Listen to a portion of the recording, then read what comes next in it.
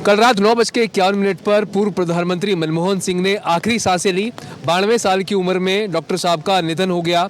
उनका पार्थिव शरीर अभी मौजूदा समय में उनके सरकारी आवास मोतीलाल नेहरू मार्ग पर रखा हुआ है।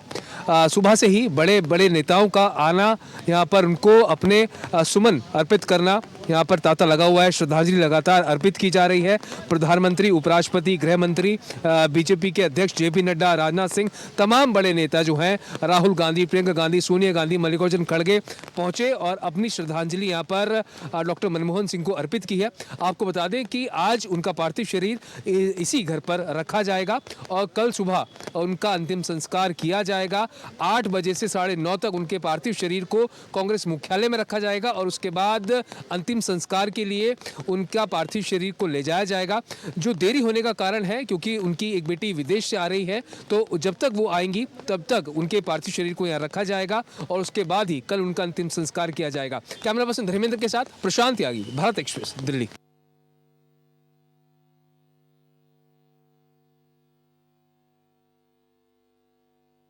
पूर्व प्रधानमंत्री मनमोहन सिंह के निधन की खबर से पूरा बिहार शोकाकुल है। बड़े नेताओं की बात करें तो बिहार के मुख्यमंत्री नीतीश कुमार ने अपनी प्रगति यात्रा को 2 दिनों के लिए रद्द कर दिया है। यानी 27 और 28 दिसंबर को मुख्यमंत्री नीतीश कुमार प्रगति यात्रा पर नहीं होंगे। इसके अलावा उन्होंने शोक संदेश में साफ साफ कहा है कि मनमोहन सिंह के चले जाने की वजह से देश को बड़ी क्षति हुई है। इसके बाद लालू प्रसाद यादव ने अपना वीडियो संदेश जारी करते हुए साफ साफ कहा, देश के लिए बहुत बड़ा क्षति हुआ। डॉक्टर मनमोहन सिंह ईमानदार, निस्वार्थ, इस तरह का नेता बिरले ही मिल सकता है। आंदोलन की बात करें तो बीपीएससी अभ्यर्थी लगातार आंदोलनरत है और उन्होंने ऐलान किया है ये आंदोलन जारी रहेगा। लेकिन जैसे ही मनमोहन सिंह के निधन की खबर आई, आंदोलनकारी आंदोलन पे तो जरूर है, लेकिन उन्हें भी इस बात का अफसोस है कि आज के दिन आंदोलन को थोड़ा स्लो किया जाए। खान सर, रहमान सर जैसे नेता आके आंदोलन को तेज करने वाले थे, लेकिन इन दोनों शिक्षकों ने धरना स्थल पर आकर अभ्यर्थियों को यह संदेश दिया कि आज मनमोहन सिंह हमारे साथ नहीं है। ऐसी स्थिति में आंदोलन का स्वरूप थोड़ा स्लो होगा। प्रशांत किशोर ने भी अभ्यर्थियों को भरोसा दिलाया था कि हम आंदोलन में लाठी खाने को तैयार हैं और सबसे पहले आगे हम रहेंगे। ऐसी स्थिति में प्रशांत किशोर के यहाँ आने की संभावना थी, लेकिन उन्होंने भी अपना संदेश भिजवाया है कि मनमोहन सिंह के चले जाने की वजह से आंदोलन में हम नहीं शरीक हो रहे हैं। कुल मिला के पूरे बिहार के हर वर्ग के लोगों के बीच मनमोहन सिंह के निधन की खबर का असर है और पूरा बिहार शोकाकुल है। सहयोगी कैमरामैन राकेश के साथ भारत एक्सप्रेस के लिए पटना से आशुतोष कुमार।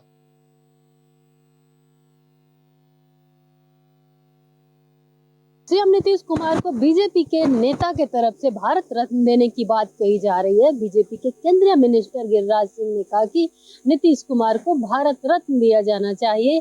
वहीं दूसरी तरफ कांग्रेस अपना अलग ही राग अलापना शुरू कर दी है। कांग्रेस के नेताओं का कहना है कि अगर कोई भारत रत्न देने के काबिल है बिहार में, तो वो सिर्फ और सिर्फ पूर्व सीएम कांग्रेस के श्री कृष्ण सिंह हैं। और दूसरी बात, कांग्रेस के नेता का कहना ये है कि कांग्रेस की सरकार आएगी तो सबसे पहले अगर बिहार में किसी को भारत रत्न देने की बात कही जाएगी या बात की जाएगी, तो वो श्री कृष्ण सिंह और लॉर्ड सच्चिदानंद सिन्हा को भारत रत्न दिया जाना चाहिए। ऐसा है ना कि गिरिराज सिंह क्या कहते हैं, उनके कथन का कोई ठिकाना नहीं रहता है। कभी तो वो नीतीश कुमार को हटाने के लिए कुछ भी करने की बात करते हैं और कभी जो है उनको भारत रत्न देने की बात करते हैं। सच्चाई ये है कि भारत रत्न देने की, हर भारत रत्न का मतलब क्या होता है ये समझने की पहले जरूरत है। राजनीतिक लाभ के लिए और सिर्फ वोट की राजनीति के लिए भारत रत्न देना हो तब बात अलग है। भारत रत्न बिहार में अगर किसी को मिलना चाहिए तो सबसे पहले डॉक्टर श्री कृष्ण सिंह को मिलना चाहिए, जो हमारे बिहार केसरी थे, जिन्होंने नए बिहार का निर्माण किया। अगर मिलना चाहिए किसी को तो लॉर्ड सच्चिदानंद सिन्हा जी को मिलना चाहिए, जिनके कारण बिहार बना। लोग उसके बारे में नहीं सोचते हैं, सिर्फ और सिर्फ राजनीति करते हैं वोट सेकने की। कांग्रेस के तरफ से श्री कृष्ण सिंह को भारत रत्न देने का एक मुद्दा उठाया जा रहा है। हालांकि बीच बीच में ये मुद्दा उठते रहा है, लेकिन अब ये कांग्रेस का कहना है कि नीतीश कुमार उस काबिल नहीं है। श्री कृष्ण सिंह को भारत रत्न दिया जाना चाहिए। पटना से भारत एक्सप्रेस के लिए ज्योति।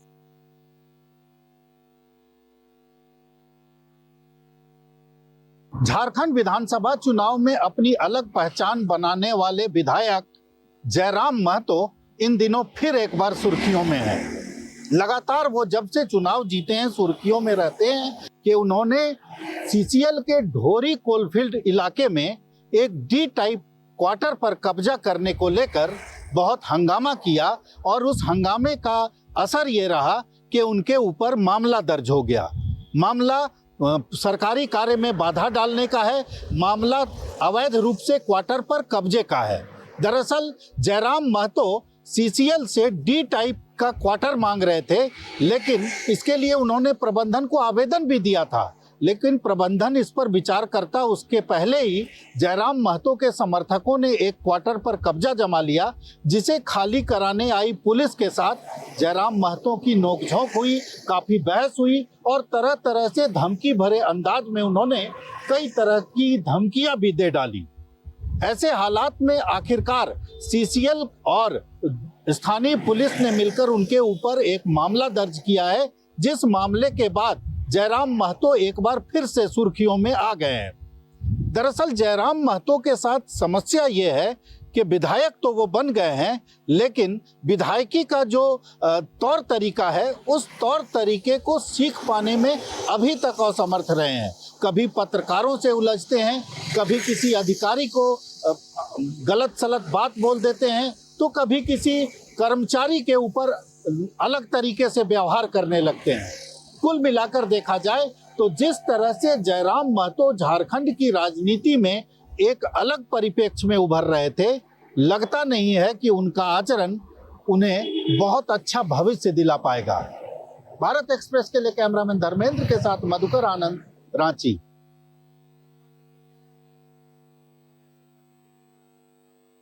देखिए, पूर्व आरटीओ आरक्षक सौरभ शर्मा के साथी चेतन गौर यानी कि दोनों के घरों पर इस वक्त ईडी का छापा पड़ा है और 8 सदस्यीय दल इस वक्त चेतन गौर के घर पर मौजूद है, जिसमें सीआरपीएफ के जवान भी मौजूद हैं सुरक्षा के लिहाज से। वहीं इस वक्त जो रेड है वो जारी है और ये है वो निवास है चेतन गौर का, जो कि लक्कड़ खाना स्थित ये निवास है, जिस पर बड़ी संख्या में टीम पहुंची है और सुबह से ही बारीकी से जाँच की जा रही है। जिस तरह का अब तक जो उन पर कार्रवाई हुई थी और माल बरामद हुआ था, उसके बाद अब जो ईडी की एजेंसी है उसके द्वारा उनके निवास पर पहुंचकर आज ये कार्रवाई को अंजाम दिया जा रहा है। हालांकि जांच एजेंसियों के द्वारा अभी जांच की जा रही है। जांच में क्या तथ्य आते हैं निकलकर, ये तो आने वाले भविष्य में ही पता चल सकेगा, लेकिन जिस तरह से इन आरक्षकों से जो माल बरामद हुआ था उससे कयास लगाए जा रहे हैं कि और भी बड़ी जो जानकारी है वो निकल कर आ सकती है। मनोज चौबे, भारत एक्सप्रेस, ग्वालियर।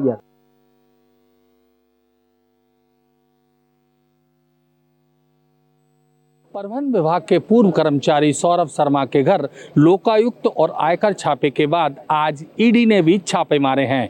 ईडी ने भोपाल में 4 ठिकानों पर और ग्वालियर में 1 ठिकान पर और जबलपुर में 1 ठिकाने पर यानी कि कुल ईडी ने 6 जगह छापेमार कार्रवाई की है और अपने साथ अत्याधुनिक उपकरण लाए गए हैं, जिसमें मेटल डिटेक्टर के साथ कई ऐसे भी अन्य उपकरण हैं जिनसे कि खोजबीन की जा रही है।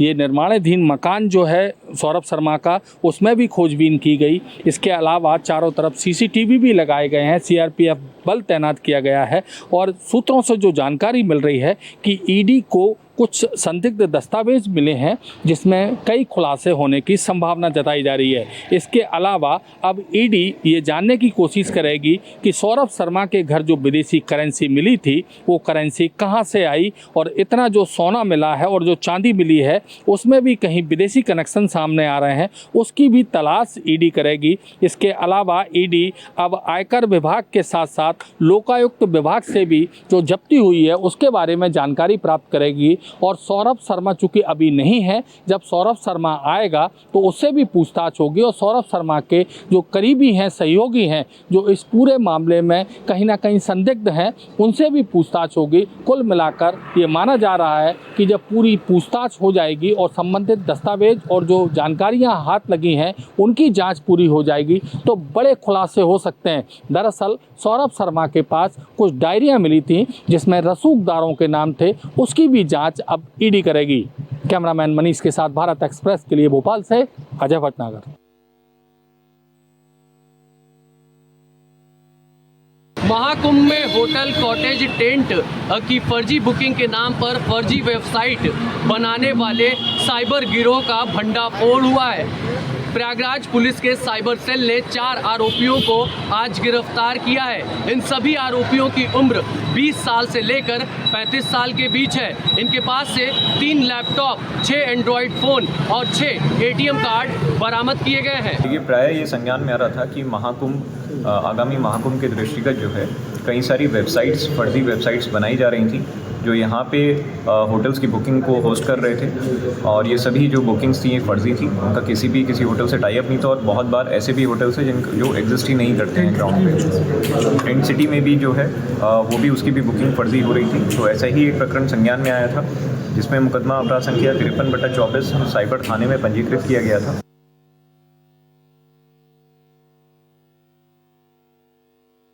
वाराणसी के पांडेपुर थाना क्षेत्र में 10 दिसंबर को एक शादी का कार्यक्रम था और उस शादी वाले कार्यक्रम में जहां एक तरफ घर में शहनाई बज रही थी वहीं दूसरी तरफ द्वार पे बारात भी आ गया था। लेकिन इस खुशी भरे माहौल में उस समय मातम छा गया जब उनको पता चला कि 12 लाख रुपए के स्वर्ण आभूषण सहित 20 लाख रुपए मूल्य के सामानों को अचानक चोरों ने चोरी करके वहां से फरार हो गए। इस वैवाहिक कार्यक्रम को किसी भी तरह इस चोरी के गम के माहौल के बाद बिताने के बाद पीड़ित पक्ष वाराणसी पुलिस के पास पहुंचा तथा अपना कंप्लेंट दर्ज कराया।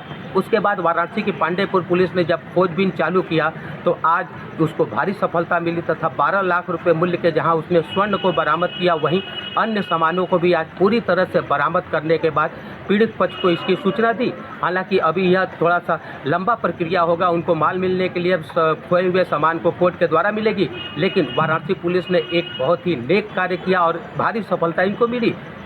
डीसीपी वरुणा चंद्रकांत मीणा ने इस पूरी घटनाक्रम के बारे में जानकारी देते हुए बताया कि यह चोर जो है बाकायदा रेकी करते हैं तथा पता करते रहते हैं कि किनके घर में वैवाहिक कार्यक्रम है तथा यह कार्यक्रम कहां से हो रही है।